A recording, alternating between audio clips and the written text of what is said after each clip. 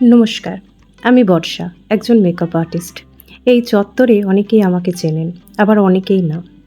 আমি আমার ভিডিওর মাধ্যমে আপনাদের সাথে অনেক কথা, গল্প শেয়ার করে থাকি। আজ বলবো ২ ধরনের ভিন্ন প্রজাতির মেয়েদের নিয়ে। হ্যাঁ, কারণ কথাগুলো বলতে যাচ্ছি, এই কথাগুলো দূর-দূরান্ত পর্যন্ত ছেলেদের সাথে রিলেট করে না। একটা খুব প্রচলিত কথা আছে জানেন তো, মেয়েরাই মেয়েদের শত্রু হয়। আসুন প্রথম টপিকটা তাদের নিয়ে শুরু করি। আমার আপনার সবার জীবনে অবস্থিত কিছু ভিন্ন প্রজাতির মেয়ে আছে। এই যেমন ধরুন আপনার পাশের বাড়ি, পাশের পাড়া, বন্ধুমহল অথবা আপনার সোশ্যাল মিডিয়ার কোনো এক প্ল্যাটফর্মে। এদের বৈশিষ্ট্য, আপনি কখনো কোনো ক্ষতি করেননি এদের, কখনো কারো কাছে এদের নামে বদনামও করেননি। কিন্তু হঠাৎ করে আপনি শুনলেন সেই মানুষটা আপনার নামে এমন কিছু বলছে বা আপনাকে নিয়ে এমন কিছু করছে যা আপনি দূর দূরান্ত পর্যন্ত কল্পনাও করতে পারেন না। যদিও আমার মতে ম্যাক্সিমাম মানুষের কোনো ফারাকই পড়ে না। ফর এক্সাম্পল, আপনি সুস্থ খাচ্ছেন, ঘুমোচ্ছেন, আপনার হাজব্যান্ডের সাথে ঘুরতে যাচ্ছেন, আপনি দৈনন্দিন জীবনের সমস্ত কাজে নিজেকে ব্যস্ত রাখছেন।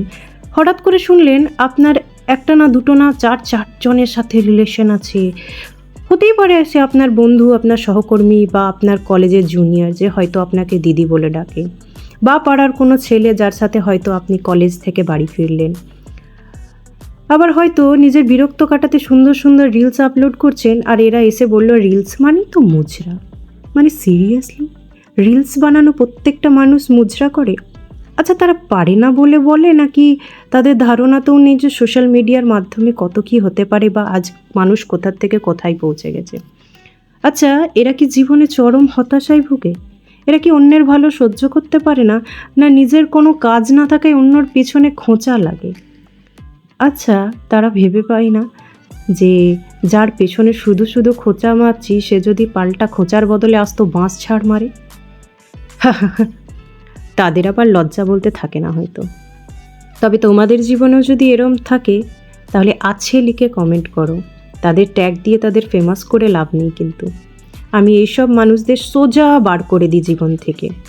না, ব্লক করি না, কারণ চরম হতাশায় ভোগা বজ্জাত মেয়েদের আমার ফোনের কোনো কোণাতেই আমি রাখতে চাই না, সেটা ব্লক লিস্টই হোক না কেন। এবার আসি সেই সুন্দর মেয়েদের নিয়ে, যারা রূপে হয়তো চোখ ধাঁধানো নাও হতে পারে, কিন্তু কথাবার্তায় মন কেড়ে নেয়। এদের বৈশিষ্ট্য হলো, এদের আপনি হয়তো খুব বেশি দিন চেনেন না, কিন্তু মনে হয় অনেক যুগের পরিচয়। এরা দূর থেকে আপনার কাজকে অ্যাপ্রিসিয়েট করে। এরা আপনাকে কখনো কখনো কোনো বিষয়ে হিংসা করে না। এরা আপনার ডাউনফলে আপনাকে সাহস দেয়। কখনো কখনো আপনার এমন কথা আছে যা আপনি সিটির বাইরে বসে থাকা খুব অল্প দিনের পরিচয় হওয়া বন্ধুটাকে নির্দ্বিধায় বলতে পারেন। এদের ক্ষেত্রে মেয়েরাই মেয়েদের শত্রু কথাটা লাগু হয় না। তখন এই মেয়েগুলো না মায়ের জাত, বোনের জাত হয়, সুন্দর মনের ভগবানের এক সুন্দর সৃষ্টির মতো।